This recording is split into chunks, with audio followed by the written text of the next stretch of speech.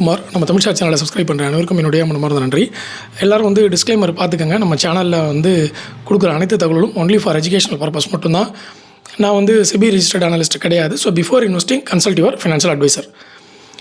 சரி, இப்போ வந்து இந்த ஒரு 3 மாதமாகவே பார்த்திங்கன்னா சில்வரில் வந்து மிகப்பெரிய ஒரு வொலட்டைலை வந்து நம்ம பார்த்துட்ருக்கோம். ஸோ சில்வரில் என்ன நடந்துகிட்ருக்கு மேக்ரோ எக்கனாமிக்கில் அப்படின்றத வந்து இப்போ நம்ம பார்ப்போம். அது வந்து நிறைய பேருக்கு இன்னும் இன்ஃபர்மேஷன் தெரியல. சில்வரை பொறுத்தவரை என்ன நினச்சிட்டு இருக்காங்கன்னா, சில்வரில் வந்து அந்த எலக்ட்ரிக்கல் வெஹிக்கிள் சோலாரில் ஏற்படக்கூடிய அந்த டிமாண்டு தான் வந்து சில்வர் இந்த அளவுக்கு ஏற்றம் கொடுத்துருக்கு அப்படின்னு சொல்லி நினச்சிட்டு இருக்காங்க. ஆக்சுவலாக அது உண்மை இல்லை. அந்த இடத்துல ஒரு டிமாண்ட் இருக்குது. அதையும் தாண்டி மார்க்கெட்டில் வந்து நிறைய விஷயம் நடந்துகிட்ருக்கு. அது எல்லாத்தையும் 1 by 1 வந்து நம்ம பார்க்கலாம். ஃபஸ்ட்டு விஷயம், ரொம்ப நாளாக நம்ம பார்த்துட்டு இருந்தோம். இதுக்கு முன்னாடியே சில்வர் பீஸ் வந்து நம்ம நிறையா டிஸ்கஸ் பண்ணியிருக்கோம். லாஸ்ட்டு ஒரு 6 months பேக்கே வந்து சில்வர் பீஸ் பற்றி டிஸ்கஸ் பண்ணியிருக்கோம். ஏன்னா கோல்டு வந்து நல்ல ஒரு உச்சத்தில் இருக்குது. கோல்டுக்கும் அந்த சில்வர் இருக்கக்கூடிய ரேஷியோ வந்து மேட்ச் ஆகணும். இந்த மாதிரி பல காரணங்களுக்காக சில்வர் பீஸை பற்றி நம்ம நிறைய டிஸ்கஸ் பண்ணியிருந்தோம். இப்போ இன்றைக்கி பார்த்திங்கன்னா சில்வர் பீஸ் மிகப்பெரிய அளவில் டவுன் ஆகிருக்கு.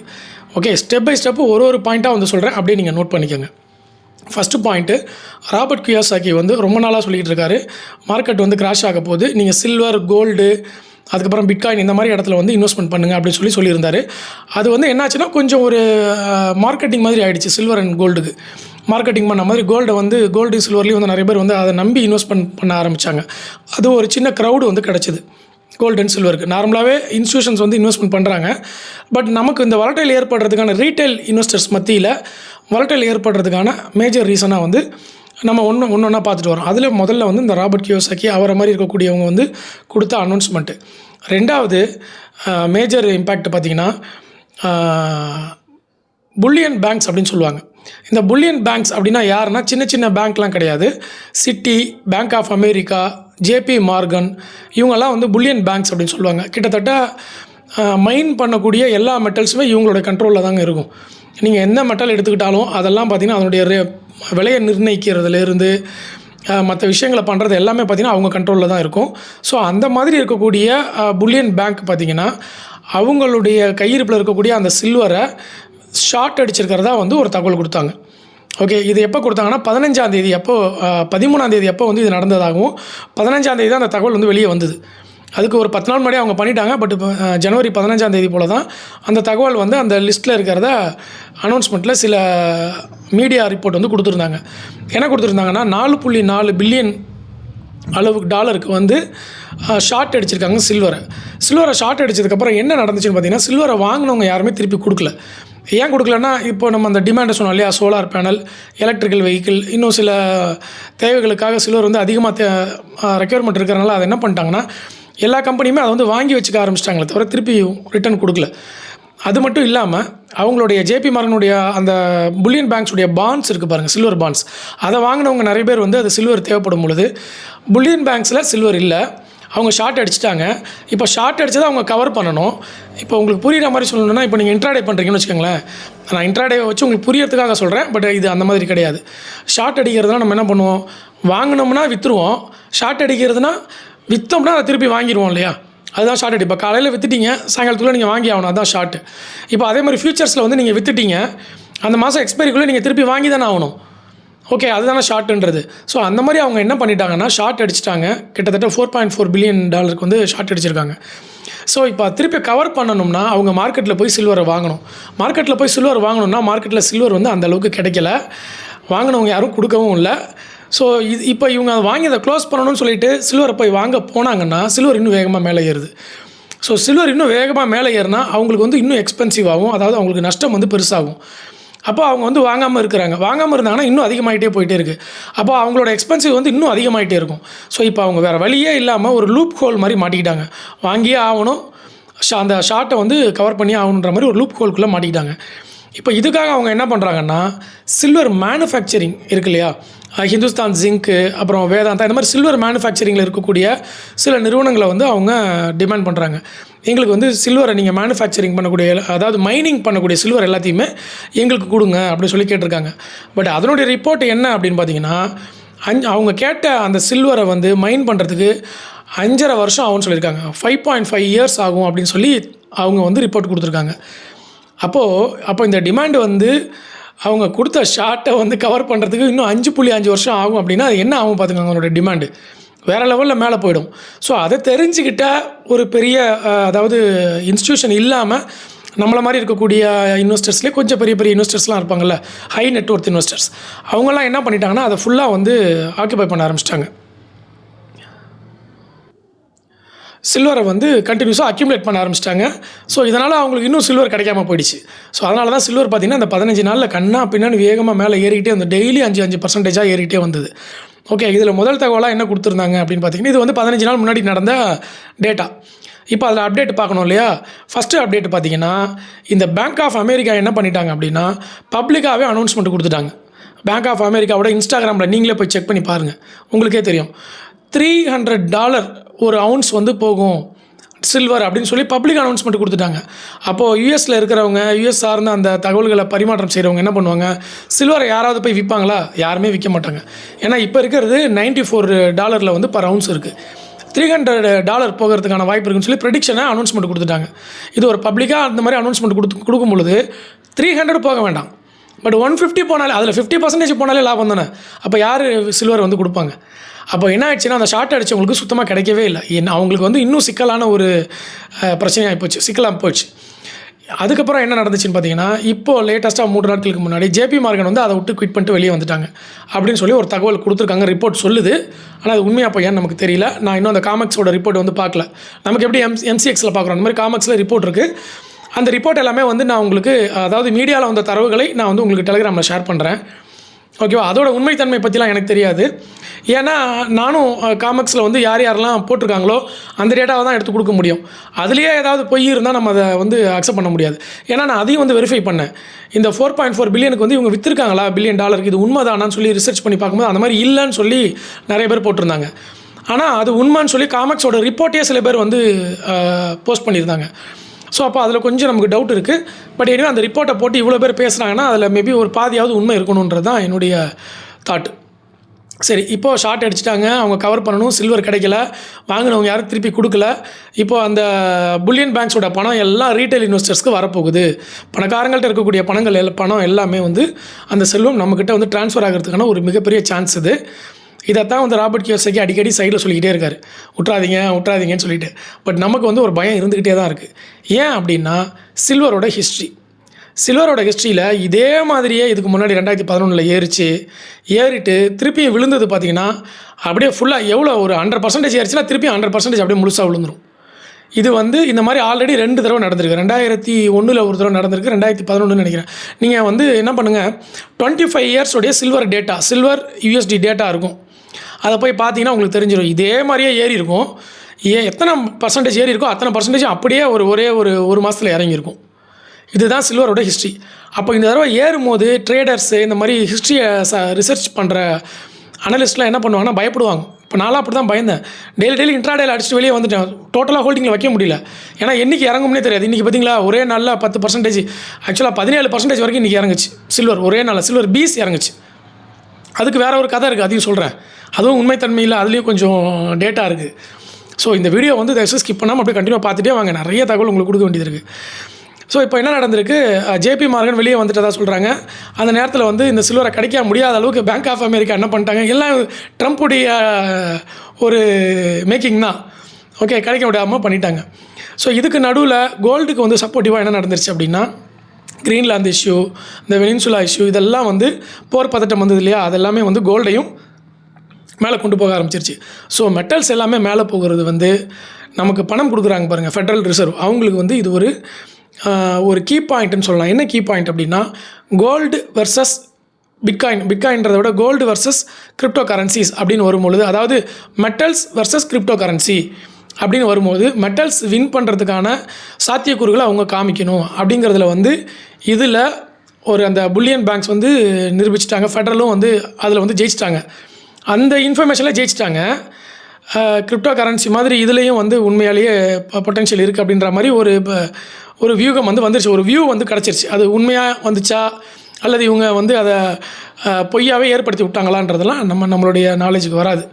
ஓகேவா? ஸோ கோல்டு அண்ட் சில்வர் எப்பயுமே வந்து கிங் தான், metals precious metals always king அப்படிங்கிறத வந்து ப்ரூவ் பண்ணியிருக்காங்க. ஸோ அதை பேஸ் பண்ணி இருக்கக்கூடிய ஃபியட் கரன்சிஸ்க்கும் இது வந்து ஒரு மதிப்பு கூடும்.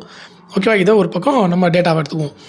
அடுத்தது சில்வர் வந்து இப்போது இந்த மாதிரி போயிட்டுருக்கு இல்லையா? இன்னமும் வந்து என்ன சொல்கிறாங்கன்னா, அந்த ஷார்ட் அடித்தவங்க வந்து திருப்பி வாங்கணுன்னா என்ன பண்ணணுன்னா, அந்த மார்க்கெட் ப்ரைஸ் அதிகமாக இருக்கிறனால திருப்பி அதை கீழே இறக்கி விடுறதுக்கான வேலைகளெல்லாம் கொஞ்சம் இறங்குவாங்க. ஓகே, ஏன்னா புல்லியன் பேங்க்ஸ் நினச்சா எதை வேணாலும் செய்ய முடியும். இப்போது இந்த புல்லியன் பேங்க்ஸ்க்குன்னு ஒரு சிக்கல் இருக்குது. என்னென்னா, இப்போ ஒரு சாதாரண பேங்க்னு வச்சுக்கோங்களேன், ஒரு சின்ன பேங்க் இருக்குது, ஒரு கண்ட்ரியில் வந்து ஒரு சின்ன பேங்க் இருக்குது, அந்த பேங்க் வந்து ஷார்ட் அடிச்சிருக்காங்க. இல்லை ஒரு ஏஎம்சி கம்பெனி, அந்த கம்பெனி வந்து ஏதோ ஒரு ஸ்கிரிப்ட்லேயோ இல்லை ஏதோ ஒரு மெட்டல்லையோ ஷார்ட் அடிச்சிருக்காங்க அப்படின்னா, அது அவங்களால கவர் பண்ண முடியலன்றப்போ அவங்க வந்து தோல்வியை ஒத்துக்கிட்டு நான் வந்து திவால் ஆயிடுறேங்கன்னு சொல்லிட்டு அனௌன்ஸ்மெண்ட் பண்ணிட்டு போயிடலாம். அப்போ வந்து அந்த ஏற்றம் வந்து தடுக்கப்படும். ஆனால் புல்லியன் பேங்க் அந்த மாதிரி சொல்லவே முடியாது. ஓகே, ஏன்னா அவங்க தான் ரூல் மேக்கர். அவங்க வந்து திவால் அப்படின்ற ஒரு விஷயத்தை வந்து சொல்லவே முடியாது. ஏன்னா எங்களால் முடியலன்னு தோல்வியை ஒத்துக்க மாட்டாங்க. கடைசி வரைக்கும் ஒத்துக்க மாட்டாங்க. 99% ஒத்துக்க மாட்டாங்க. அவ்வளோதான், நாங்கள் லாஸ் அப்படி சொல்லிட்டு. அப்படி இருக்கிறப்ப ஜேபி மார்கன் மட்டும் இதை வந்து குவிட் பண்ணிவிட்டு ஒரு மினிமம் லாஸில் வெளியே போயிட்டாங்க. அதாவது அதை கவர் பண்ணிட்டா தான் இன்றைக்கி டேட்டா எனக்கு கிடச்சிருக்கு. ஓகே, இது இல்லாமல் இன்னும் வந்து சிட்டி, அதுக்கப்புறம் வந்து போஃபா, அவங்களாம் வந்து ஸ்டில் வந்து ஷார்ட்லேயே கண்டினியூ பண்ணிகிட்டு இருக்காங்க அப்படின்னு தகவல் கொடுத்துருக்காங்க. இதெல்லாமே மீடியா ரிப்போர்ட்டு தான். ஓகேவா? நான் வந்து ஸ்ட்ரைட்டாகவே போயிட்டு பேங்க் ஆஃப் அமெரிக்காவில் போய் பேசி டேட்டா எடுத்துகிட்டு வர முடியாது. மீடியாவில், ட்விட்டரில், யூடியூப்பில், ஏஐயில் என்னென்ன டேட்டா வந்திருக்கோ அந்த டேட்டாவை தான் நான் உங்கள்கிட்ட சொல்லிகிட்டு இருக்கேன். ஓகே, இப்போ ஷார்ட் அடிச்சவங்களால் கவர் பண்ண முடியல, கிடைக்கல, உஷாராயிட்டாங்க எல்லாருமே, சில்வரை விற்காமல் வச்சுருக்காங்க. இப்போ மைண்ட் பண்ணி அந்த சில்வரை வாங்கலான்னு பார்த்தா அதுக்கும் வழி கிடையாது. ஏன்னா 5 வருஷம் ஆகும். ஸோ இந்த லூப்புக்குள்ளே சில்வர் மாட்டிக்கிட்டனால தான் சில்வர் மேலே வந்து கண்டினியூஸாக தொடர்ந்து ஏறிக்கிட்டே வருது. இதை வந்து நிறுத்துறதுக்கு புல்லியன் பேங்க்ஸ் ஏதாவது ரெகுலேஷன் அல்லது ரூல்ஸ் கொண்டு வந்தால் தான் முடியும். அதை வந்து போன 10 நாள், ஒரு 8 நாள் முன்னாடி அதை கொண்டு வந்துட்டாங்க. அதில் வந்து என்ன சொல்லியிருக்காங்கன்னா, சில்வர் வாங்குறதுக்கான மார்ஜினை வந்து குறைக்க சொல்லிட்டாங்க. சில்வர் யாருமே வாங்க முடியாத அளவுக்கு மார்ஜின் வந்து குறைக்க சொல்லிட்டாங்க. ஸோ அதையும் வந்து இம்ப்ளிமெண்ட் பண்ணியாச்சு. நிறைய பேங்க்ஸு, நிறைய ப்ரோக்கரேஜ் கம்பெனிகள் அதையும் இம்ப்ளிமெண்ட் பண்ணாங்க. அதையும் தாண்டி சில்வரை வந்து ஒன்றும் பண்ண முடியல. இப்போது இன்றைக்கி வந்து சில்வர் பீஸ் பார்த்திங்கன்னா ஒரு 17% வரைக்கும் இறங்கி இன்றைக்கி ஒரு 10-11% இறங்கிருச்சு. இப்போ நிறைய பேர் நம்மளுடைய இந்தியாவில் இருக்கக்கூடிய ரீட்டைல் இன்வெஸ்டர்ஸ் என்ன நினச்சிட்டு இருக்காங்கன்னா, சில்வர் திருப்பி இறங்க ஆரம்பிச்சிருச்சு. அந்த ஹிஸ்ட்ரி டேட்டா சொன்ன பார்த்தீங்களா, 100% ஏறினா திருப்பி 100% இறங்கிடுது அடுத்த ஒரே மாதத்துலேயே. இதுதான் வந்து கடந்த 2 தடவையாக ஹிஸ்ட்ரியில் நடந்திருக்கு. அதே மாதிரி இப்போ நடக்க போகுது அப்படின்னு நினச்சி பயப்படுறாங்க. ஆனால் நடந்த விஷயம் என்னென்னா, நம்ம சில்வர் பீஸில் மட்டும்தான் இறங்கியிருக்கே தவிர ஒரிஜினல் சில்வர் ஃபியூச்சர்ஸில் இறங்கவே இல்லை. ஓகேவா? 3% மட்டும்தான் சில்வர் இறங்கியிருக்கு. நீங்கள் டேட்டா பார்த்தீங்கன்னா தெரியும். சில்வர் ஃபியூச்சர்ஸை போய் பாருங்கள், 3% தான் இறங்கியிருக்கு. ஆனால் சில்வர் பீஸை போய் பார்த்தோம்னா நமக்கு எத்தனை பர்சன்டேஜ் இறங்கியிருக்கு? 17% வரைக்கும் இறங்கி இப்போ 11% டவுனில் காமிக்குது. அப்போ இதுக்கான ரீசன் என்ன அப்படின்னு பார்த்தீங்கன்னா, சில்வர் பீஸ், கோல்டு பீஸ்லாம் வந்து ETF அதனுடைய ஐஎன்ஏவி வேல்யூவை விட அதிகமாக நம்ம வாங்கிட்டோம். இப்போது 150 ரூபாலேருந்து 200 ரூபா ஏறி இருக்குது சில்வர் பீஸ். ஆனால் நம்ம என்ன பண்ணுறோம், 200 ரூபாயும் தாண்டி 220 ரூபா, 230 ரூபா வரைக்கும் காசு கொடுத்து எக்ஸ்ட்ரா 30% கொடுத்து நம்ம வாங்குகிற அளவுக்கு நமக்கு வந்து ஆசை வந்துருச்சு. அதனால் என்ன பண்ணிட்டாங்க எல்லாருமே, எப்படியும் ஷார்ட் அடிச்சா கவர் பண்ணணுன்ற இந்த தகவல் தெரிஞ்ச நிறைய பேர் அதிகமான காசாக இருந்தால் கூட பரவாயில்ல, சில்வரை வாங்கி வச்சுக்கிட்டாங்க. அதனால் ஏற்பட்ட ஒரு பிரச்சனை தான் இன்றைக்கி வந்து சில்வர் பீஸ்லாம் நடந்தது. இன்றைக்கி ஏன் அது நடந்தது அப்படின்னு பார்த்தீங்கன்னா, முதல் விஷயம், ட்ரம்ப் வந்து எல்லாத்தையுமே திருப்பி ஒரே நாள் நைட்டில் எல்லாத்தையும் சமாதானம் பேசிட்டார். எல்லாத்தையும் ஸ்மூத்தாக முடிச்சிட்டேன், கிரீன்லாந்து பிரச்சனையும் ஸ்மூத்தாக முடிச்சிடுவோம், அதுக்கப்புறம் வந்து மற்ற பிரச்சனைகள் எல்லாத்தையுமே டாரிஃப்லாம் வந்து போட மாட்டோம் ஃப்ரான்ஸுக்கு அப்படின்ற மாதிரி எல்லாத்தையுமே கம்மி பண்ணிகிட்டே வந்துட்டாங்க. இதில் இன்னொரு டேட்டா இருக்குது சில்வருக்கு. ஃப்ரான்ஸோடைய சில்வர் எல்லாத்தையுமே வந்து யூகேவோடைய சில்வர்ஸ் எல்லாத்தையுமே வந்து யூஎஸ்க்கு ஷிஃப்ட் பண்ணிட்டதாகவும், இப்போது 10% டேரிஃப் போட்டனால அவங்களோட அந்த சில்வரை அவங்க வெளியே கொண்டு வரணும்னா 10% டேரிஃப் கொடுத்து நஷ்டத்தில் தான் எடுத்துகிட்டு வரணும். அந்த மாதிரி ஒரு சிக்கல்லையும் வர மாட்டிட்டாங்க. இந்த மாதிரி சில்வருக்கு பல விதத்தில் ப்ரெஷர் வந்தனால தான் சில்வர் வந்து வேகமாக மேலே போச்சு. இதுக்கு மேஜர் ரீசனாக சொல்கிறது வந்து ஷார்ட் ஸ்குவீஸ் அப்படின்னு சொல்லுவாங்க. ஷார்ட் ஸ்குவீஸ், ஓகேவா? இதுதான் வந்து அந்த புல்லியன் பேங்க்ஸ் வந்து ஷார்ட் அடிச்சிட்டாங்கன்னு சொன்னோம் இல்லையா, ஷார்ட் அடிச்சுட்டு திருப்பி வாங்குறதுக்கு சில்வர் இல்லாமல் மாட்டிக்கிட்டாங்க இல்லையா, இதை தான் வந்து ஷார்ட் ஸ்குவீஸ்னு அவங்க வந்து மென்ஷன் பண்ணுறாங்க. சரிங்களா? ஸோ இப்போ நிலவரம் பார்த்தீங்கன்னா சில்வர் 3% தான் இறங்கியிருக்கு. ஏன்னா அவர் ட்ரம்ப் வந்து எல்லாத்தையும் சமாதானமாக பேசுகிறனால ஸ்டாக் மார்க்கெட்டு கொஞ்சம் பாசிட்டிவாக மாறும், மெட்டல்ஸ்க்கு அது கொஞ்சம் நெகட்டிவாக மாறும். அதனால் 3% இறங்கியிருக்கே தவிர சில்வர் பீஸ் அப்படின்னு பார்க்கும்பொழுது அது இறங்கினதுக்கான காரணம் பார்த்தீங்கன்னா, ஐஎன்ஏவியை விட அதிகமாக 300 ரூபா, 280 ரூபா ஐஎன்ஏவியை வந்து நம்ம 310 ரூபா வரைக்கும் நேற்றுக்கு ட்ரேட் பண்ணி முடிச்சாச்சு. அதோடைய ஒரிஜினல் வேல்யூ 280 ரூபா தான். அதனால் அது ஒரிஜினல் வேல்யூக்கு வந்திருக்கே தவிர அந்த இடத்துல இறங்கிருச்சுன்றதை வந்து நம்ம எடுத்துக்க முடியாது சில்வர் பீஸை பொறுத்தளவில். ஏன்னா அது ETF ஐஎன்ஏவிக்கே வந்து மெயின்டைன் பண்ணி ஆகணும். ஓகேவா? பட் சில்வர் ஃபியூச்சர்ஸ்னு பார்க்கும்போது அது 3% மேலே இறங்கலை. கோல்டும் அதே மாதிரி தான். இன்றைக்கி கோல்டு பார்த்தீங்கன்னா 7-8% வரைக்கும் கோல்டு பீஸில் இறங்கின மாதிரி காமிக்குது. ஆனால் நீங்கள் கோல்டு ஃபியூச்சர்ஸில் போய் பார்த்தீங்கன்னா கோல்டு இறங்கியிருக்காது. ஓகே, இப்போ இதில் வந்து ஒரு பெனிஃபிட் அடைய போகிறது யாருன்னு பார்த்தீங்கன்னா, இந்த ஃபிசிக்கல் கோல்டு விற்கிறாங்க பாருங்கள், ஜுவல்லர்ஸ், அவங்களுக்கு வந்து இது ஒரு பெனிஃபிட்டாக மாறிடும். ஏன் அப்படின்னா, இப்போது நம்மலாம் என்ன சொல்கிறோம், ஜுவல்ஸ் வாங்காதீங்க, அதில் வந்து 10% செய்கூலி சேதாரம் போகுது, 5% வீணாக போகுது, அதனால் நம்ம பீஸை வந்து வாங்கிக்கலாம் அப்படின்னு சொல்கிறோம். இப்போ பீஸில் இந்த மாதிரி ஐஎன்ஏவியை விட மேலே போகும்போது நம்மளால் ஒன்றுமே பண்ண முடியல. இப்போ அதெல்லாம் சடனாக இறங்குதில்ல, அப்போ அது ஒரு ரிஸ்க்கை காமிச்சிருதா? இப்போ இது ஜுவல்லரிக்கு ஒரு பாசிட்டிவாக மாறிடுதா? இது வந்து நிறைய சண்டை நடந்துகிட்டு இருக்குங்க. மார்க்கெட்டுக்குள்ளே வந்து நிறைய காம்படிஷனாக ஆகிடுச்சு. ஓகே, பெரிய காம்படிஷன் வந்து மார்க்கெட்டுக்குள்ளே போய்கிட்டு இருக்குது. அந்த காம்படிஷனை பற்றி நான் வந்து அடுத்த வீடியோவில் உங்களுக்கு நான் இன்னும் டீட்டெயிலாக சொல்கிறேன். ஓகே, அதாவது ஜுவல்லரி மேக்கிங், அப்புறம் கோல்டு பீஸு, ETF, அப்புறம் வந்து இந்த ஜுவல்லரி மேக்கிங் பண்ணுறவங்களுக்கும், ஜுவல்லரி வச்சுருக்கிறவங்களுக்கும், பேங்க்குக்கும், ஜுவல்லரி வச்சுருக்கவங்களுக்கும், ஏஎம்சி கம்பெனிக்கும், புரோக்கர் கம்பெனிக்கும், பாண்டு புரோக்கருக்கும். ஸோ இந்த மாதிரி எல்லோரும் மாற்றி சண்டை போட்டுக்க ஆரம்பிச்சிட்டாங்க. பயங்கர காம்படிட்டிவாக மார்க்கெட் வந்து போயிட்டு இருக்குது. இது ஒரு வகையில் ஹெல்த்தி, இன்னொரு வகையில் வந்து ரீட்டைல் இன்வெஸ்டர்ஸ்க்கு நிறைய குழப்பத்தை ஏற்படுத்தும். அந்த குழப்பத்தை எல்லாத்தையும் தனியாக நம்ம வந்து அடுத்த வீடியோவில் தெளிவாக பார்க்கலாம். இப்போ இந்த வீடியோவில் வந்து நீங்கள் என்னென்ன கவர் பண்ணியிருக்கோம், ஷார்ட் ஸ்குவீசிங் ஒரு மேஜர் ரீசன், புல்லியன் பேங்க்ஸ் வந்து ஷார்ட் அடிச்சிருக்காங்க, அதை கவர் பண்ணுறதுக்கு ட்ரை பண்ணுறாங்க. அது வந்து உண்மைன்னு சில கூற்று சொல்கிறாங்க, சில பேர் வந்து அந்த மாதிரி இல்லை, பொய்ன்னு சொல்கிறாங்க. ஆனால் காமெக்ஸோடைய டேட்டா படி வந்து அது உண்மைன்னு சில ஸ்க்ரீன்ஷாட்ஸ்லாம் வந்து ப்ரொவைட் பண்ணியிருக்காங்க. நம்ம காமெக்ஸில் வந்து லாகின் பண்ணி அந்த டேட்டாவை எடுக்க முடியாது. பட் நான் அந்த டேட்டா கொடுக்குறவங்க நிறைய பேர் பார்க்கும்போது அந்த டேட்டா வந்து காமிச்சிருக்காங்க. ஷார்ட் பண்ணது 4.4 பில்லியனுக்கு வந்து ஷார்ட் செல் அடிச்சிருக்காங்கன்றதை வந்து காமிச்சிருக்காங்க. ஓகேவா? ஸோ அந்த தகவல் அதை கவர் பண்ண முடியல. ரெண்டாவது JP மார்கன் மட்டும் அதுலேருந்து வெளியே வந்துட்டாங்க கவர் பண்ணி அப்படின்றத வந்து அனௌன்ஸ்மெண்ட் கொடுத்துருக்காங்க. இன்னும் ஒரு 2 கம்பெனிகள் மட்டும் அதில் வந்து இன்னும் தொடர்ந்து ஷார்ட் செல்லிங்லேயே வந்து மெயின்டைன் பண்ணிகிட்டு இருக்காங்க.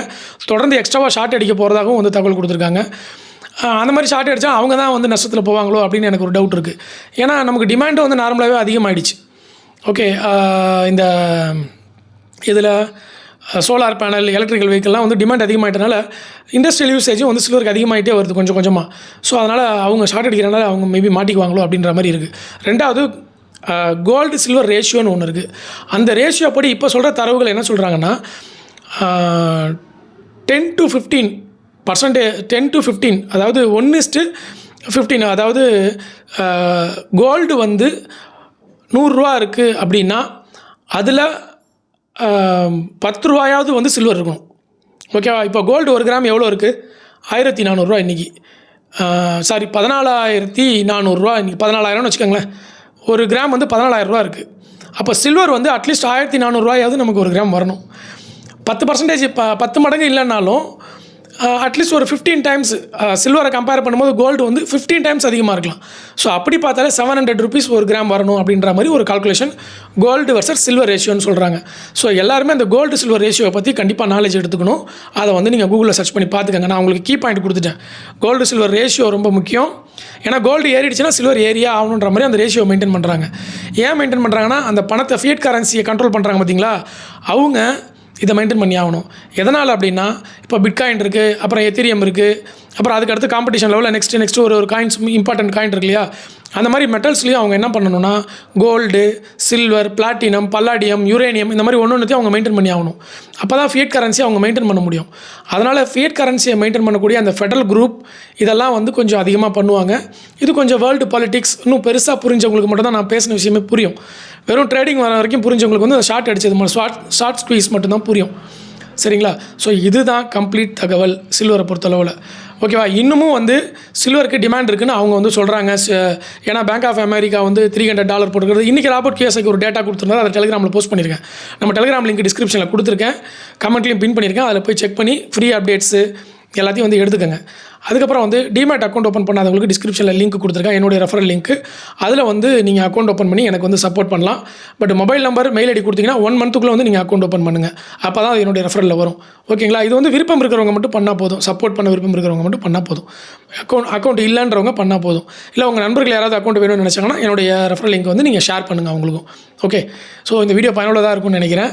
நம்ம இன்னும் அடுத்தடுத்து ஒரு வீடியோக்குள்ளே இன்னும் இந்த மேக்ரோ எக்கனாமிக், அப்புறம் இன்னும் நிறைய இந்த சில்வர், கோல்டு, மற்ற டேட்டா பற்றிலாம் வந்து டிஸ்கஸ் பண்ணுவோம். நாளைய பங்குச்சந்தையும் வந்து வரும்.